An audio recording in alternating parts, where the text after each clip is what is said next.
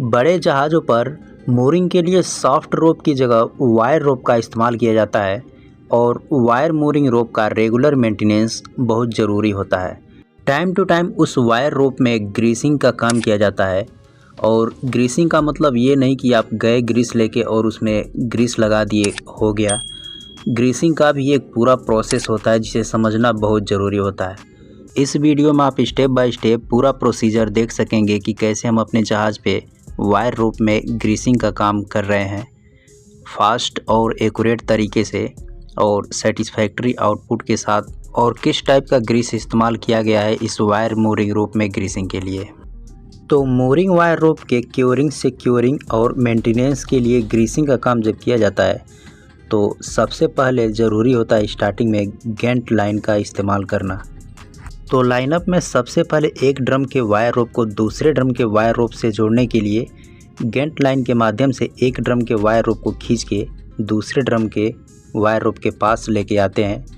जैसा कि आप वीडियो में देख सकते हैं कि ड्रम ए का वायर रोप गेंट लाइन से बांध के पनामा लीड से होते हुए ड्रम बी के करीब लेके आते हैं, जहां पे साइकिल से डी साइकिल से दोनों को आपस में कनेक्ट कर देते हैं। ये एक बंदा कनेक्ट कर रहा है और कनेक्ट हो जाएगा तो ये लाइन अप हो जाएगा। उसके बाद गेंट लाइन खोल के अलग कर देंगे। चूँकि पहले हम ड्रम ए के वायर रोप पर ग्रीसिंग करेंगे, इसीलिए ड्रम ए का वायर रोप का उतना लेंथ हम ड्रम बी पे कॉइल कर देंगे जितना जेटी पे जाता है। तो इसके लिए ड्रम ए का गियर डिसंगेज रहेगा और ब्रेक खुला रहेगा, और ड्रम बी का गियर इंगेज रहेगा और ब्रेक खुला रहेगा, जिससे कि ड्रम बी जो है ड्रम ए के वायर रोप को अपने ड्रम पे कॉइल कर सके खींच के। आप देख सकते हैं अब कैसे दोनों ड्रम के वायर रोप एक साइकिल से आपस में जुड़ चुका है। अब हम ड्रम ए को सेलेक्ट कर रहे हैं और ड्रम बी से रोप को खींच रहे हैं ताकि ड्रम ए का रोप ड्रम बी पे जाके कॉइल हो सके। अब ड्रम ए का वायर ड्रम बी पे पर्याप्त मात्रा में कॉइल हो जाने के बाद ड्रम ए का वायर रोप ग्रीसिंग के लिए रेडी हो चुका है। वायर रोप पे ग्रीसिंग के लिए CS नाम का ग्रीस इस्तेमाल किया जाता है और उसे लीव ऑयल में मिक्स कर देते हैं। मिक्स करने के बाद उसका इस्तेमाल करते हैं। इससे ये फ़ायदा रहता है कि लीव ऑयल के साथ जब ग्रीस उसमें वायर रोप में किया जाता है तो ग्रीस वायर के अंदर बाहर हर जगह अच्छे से फैल जाता है। वीडियो में आप देख सकते हैं कैसे ग्रीस और लीव ऑयल को आपस में मिक्स किया जाता है। देख सकते हैं ये मिक्स हो चुका है, पतला हो जाता है मिक्स करने के बाद, और उसे अप्लाई करना इजी हो जाता है और उसका प्रैक्टिकली बेनिफिट भी होता है।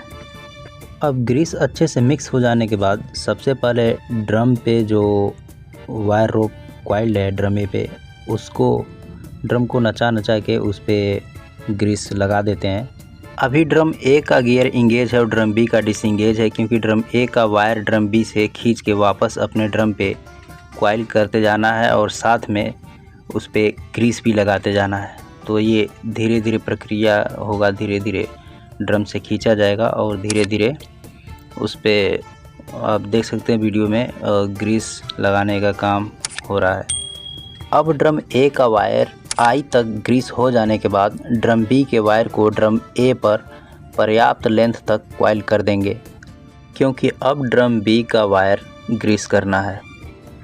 अब इसके बाद ड्रम बी का गियर इंगेज करेंगे और ड्रम ए का डिसंगेज करेंगे, क्योंकि ड्रम बी से उसके वायर रोप को अब खींचना है क्योंकि उस पर ग्रीसिंग होगा। तो पहले इंगेज करने के बाद उसके ड्रम पे जो वायर है उस पर ग्रीस करेंगे, फिर ड्रम बी का वायर उस पर धीरे धीरे कॉइल करते हुए उसके वायर पे ग्रीस करेंगे। अब ड्रम बी का वायर उसके आई तक ग्रीस हो जाने के बाद साइकिल को खोल के दोनों ड्रम के वायर को अलग अलग कर देंगे। अब ग्रीसिंग कंप्लीट हो जाने के बाद ये mooring वायर रोप जेटी पर जाके जहाज़ को अलॉन्ग साइड रखने के लिए रेडी हो गया।